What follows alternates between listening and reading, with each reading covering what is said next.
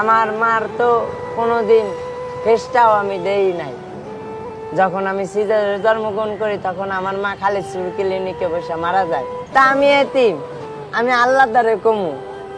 আমার যা কষ্ট হইতাছে না, আমি মানুষের দাদা হাত পাইতে পাইতে খাইতেছি না, আল্লাহ দেখতেছে না, আল্লাহর বিচার একদিন করব। এই রাষ্ট্রে কি কম মানুষ আছে?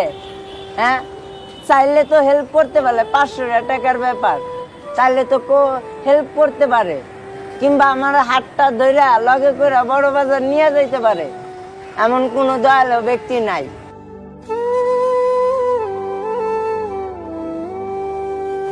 ভাইয়া। জি ভাই বলেন। নাম কি তোমার? মোহাম্মদ ইমন ভাই। ভাই এখানে কি করো? ভাই বোতল কুড়াইতেছি। এর ভিতর কি দেখি? বোতল ভাই। এর ভিতর বোতল? জি ভাই। তোমার বাড়ি কোথায়? ভাই আমার জন্মস্থান হলো খালিশপুর আলমনগর, মক্কিমাদানি মসজিদ। এইখানে বোতল টুকাচ্ছে কেন? তোমার মা বা ভাই বোন কেউ নাই? আমার বাবা মা নাই ভাই, আমার বড় মা আছে, নানি আছে, খালা আছে, ফুফু আছে, তারা কেউ দেয় না। কেউই দেখে না? না, বড় মা আমাকে ভালো জানে, মাঝে সাঝে যাই বড় মার দ্বারে। তোমার আর কোনো ভাই বোন আছে? না, আমার আর কোনো ভাই বোন নাই। তুমি একা ভাই? হ্যাঁ। তোমার মা বাপ কোথায়? আমার বাবা মা মারা গেছেন। কত আগে মারা গেছে?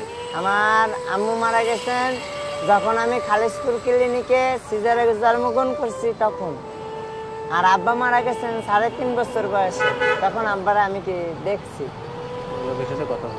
তুমি কথা বলে রাখো।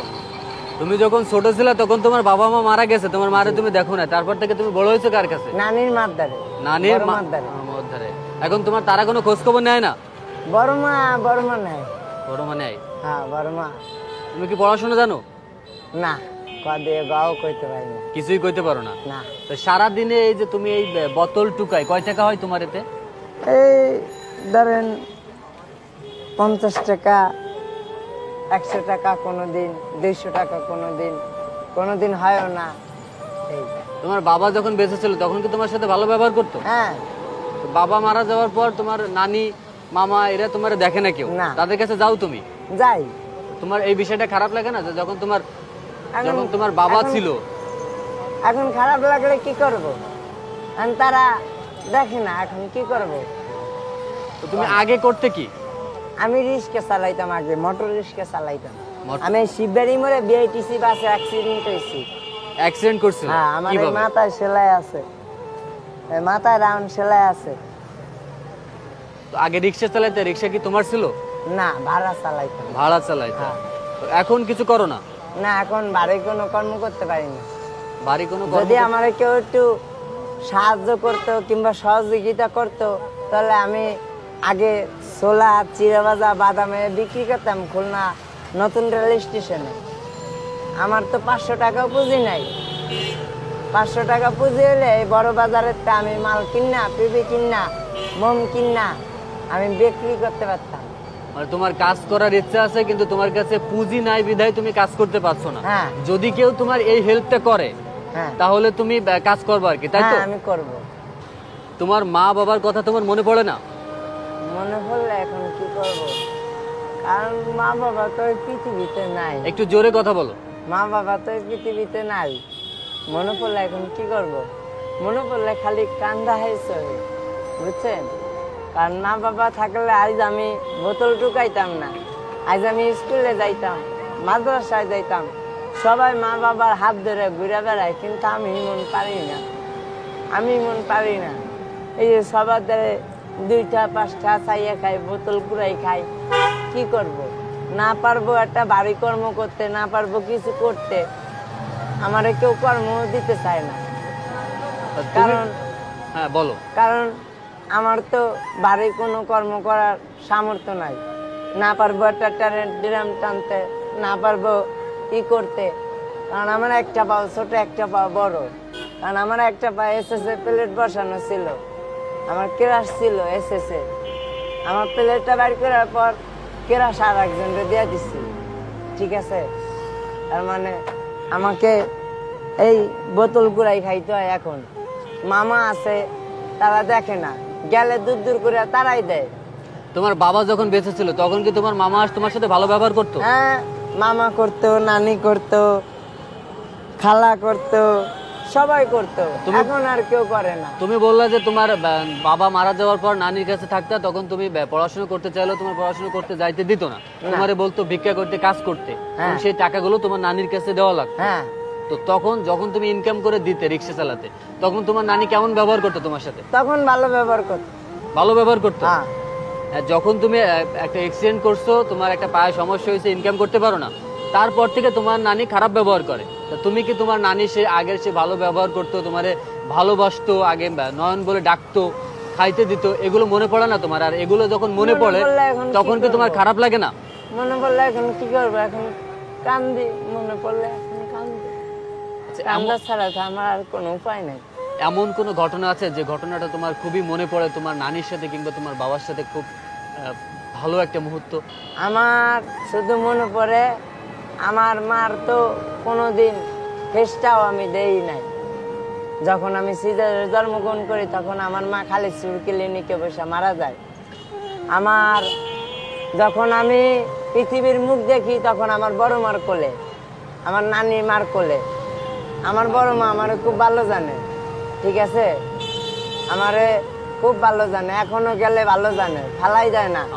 কিন্তু মামারা, নানিরা, হ্যাঁ, খালারা, ফুবুরা, এরা হিংসা করে।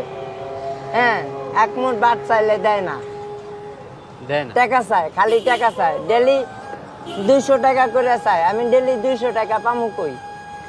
তুমি বলতে পারো না যে আগে তুমি যখন ভালো ছিল তখন তুমি কাজ করে ইনকাম করে দিতে পারতে, কিন্তু এখন তো তোমার একটা পায়ে সমস্যা, তোমার তো কেউ কাজ দেবে না। তাই আমাকে তো, আমি নানিরে বলছি, নানি আমার 500 টাকা দেন পুঁজি, নাহলে বড় বাজারের মাল কিনা দেন, ছোলা, চিরা ভাজা, বাদাম, তাও দেয় না। মামারে সিএনজি কিনা দিছে, মামা কল লগে লগে মামারে সিএনজি কিনা দিছে, খালারে গার্মেন্টসে ঢুকাই দিছে, ছোট খালারে বড় গার্মেন্টসে ঢুকাই দিছে, আমারে কিছুই দেয় না। তা আমি এতিম, আমি আল্লাহ দ্বারে কমু, আমার যা কষ্ট হইতাছে না, আমি মানুষের দাদা হাত পাইতে পাইতে খাইতেছি না, আল্লাহ দেখতেছে না, আল্লাহর বিচার একদিন করব। এই মুহূর্তে যারা এই ভিডিওটা দেখছেন, দেখুন, একটা ছেলে তার মা নাই, বাবা নাই, এতিম, নানির কাছে থাকতো। যখন সে ইনকাম করতে পারতো তখন তার নানি তার সাথে ভালো ব্যবহার করতো। একটা দুর্ঘটনায় তার একটা পায়ে সমস্যা হওয়ার কারণে ইনকাম করতে পারে না, তখন তার নানি, মামা সবাই তার সাথে খারাপ ব্যবহার করে। সে নিজে কিছু করতে চায় কিন্তু তার কাছে পুঁজি না থাকায় সে কিছু করতে পারছে না। এই সারা দিন রাস্তাঘাটে বোতল টুকায়, যে কয় টাকা হয় তাতে সে নিজেই চলতে পারে না, খাইতেও পারে না। এখন এই ভিডিওটা দেখে যদি কেউ এই ভাইটাকে হেল্প করতে চায়, সাহায্য করতে চায়, ভাইটার একটা কাজের ব্যবস্থা, একটা, আমার টাকা পয়সার দরকার নাই, আমার শুধু 500 টাকা দিয়া তার লগে করে নিয়ে যাইয়া বড় বাজারে আমার কটা মাল কিনে দিব, ছোলা 1 কেজি, ছোলা 1 কেজি, চিরা ভাজা 1 কেজি, বাদাম আর একটা শিক আর পিপি আর মোম, এইটা দিলে হবে?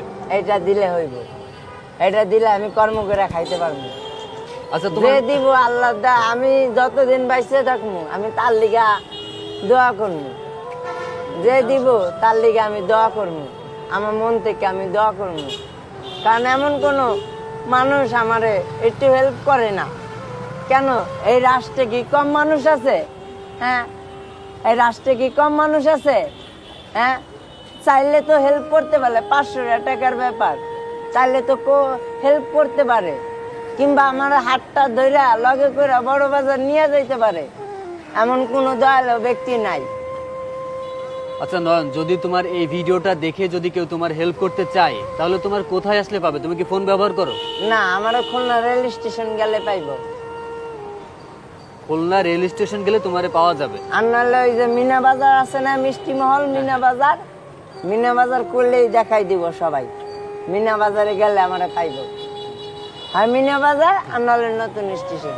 এই মুহূর্তে যারা ভিডিওটা সম্পূর্ণ দেখছেন তারা একটু হলেও বুঝতে পারছেন যে একটা এতিম ছেলে, তার মা বাপ যখন ছিল তখন সবাই তার সাথে ভালো ব্যবহার করতো, এখন একটা অ্যাক্সিডেন্ট হওয়ার পর নিজে কিছু ভারী কাজ করতে পারে না, তারপরেও সে চাচ্ছে যে একটা ঝালমুড়ির দোকান কিংবা কোনো একটা চায়ের দোকান দিতে। এই সাহায্যটুকু যদি কেউ করতে চাও না, আমি ভিক্ষা করতে আমি চাই না, তো অবশ্যই আমি মানুষের দ্বারে 2 মুঠা ভাত চাই না, চাইয়া খাইতে চাই না, আমি কর্ম করে খাইতে চাই। কর্ম করে খেতে চাও। এখন যদি কেউ হেল্প করতে চায় অবশ্যই নয়নের সাথে যোগাযোগ করবে। আর নয়নের সাথে যোগাযোগ করতে হলে খুলনা রেল স্টেশনে কিংবা আর কোথায় আসলে পাবে তোমাকে? মিনা বাজার। মিনা বাজারে আসলে তোমাকে পাবে। হ্যাঁ। আমার নাম তো মোহাম্মদ তুমি কি ইমন। দুপুরে খাওয়া দাওয়া করছো? না, দুপুরে খাওয়া দাওয়া করো নাই? না। এখন বাজে 5টা বাজে গেছে বিকাল। সকালে খাইছিলা? না, সকাল থেকে এখনো কিছু খাও নাই? কালকে রাত ধরে এখনো কিছু খাই নাই আমি। এখন আমার পেটটা দেখেন আপনি। আমার আমি পেটটা তোমারে টাকা দিতে চাচ্ছি, তুমি কি খাবা নাকি টাকা নিবা, কোনটা করবা? দেখেন। এখন আপনার যেটা ভালো মন চায় আপনি সেটা করেন। আমি যদি তোমাকে খাওয়াই সেটা ভালো হবে না টাকা দিলে তোমার ভালো হবে? আপনার যেটা মন চায় আপনি সেটা করবেন। আচ্ছা ঠিক আছে, এখন তুমি আমার সাথে চলো, আমি তোমার এখন খাওয়াবো।